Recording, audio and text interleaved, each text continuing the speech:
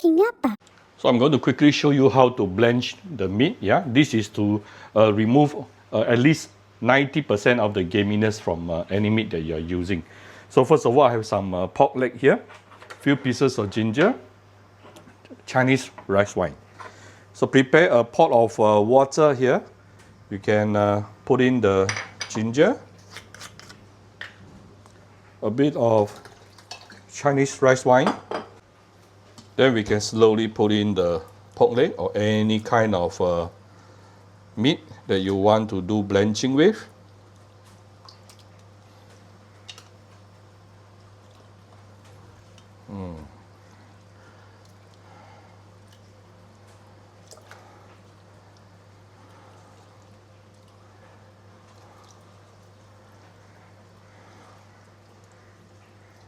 So you do need to put in the meat when the water is still cold, okay? Then only you raise the heat. This way, your blanching process will be a lot more efficient.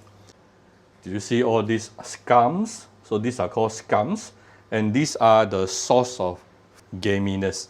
All right. So I'll try to let it boil for a couple of minutes. Then I will remove the pork.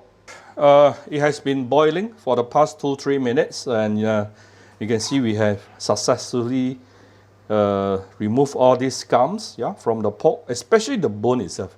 A lot of all these scums is really releasing from the bone. So now we can actually take the pork out and run it under water to wash away all the scums. Then our blanching process is completed. You must never skip this step, especially when you are dealing with pork bones. If you want to remove the gameness, this is the way. If after doing all this, your pork still tastes or smells very gamey, something is wrong with the pork. Maybe not so fresh.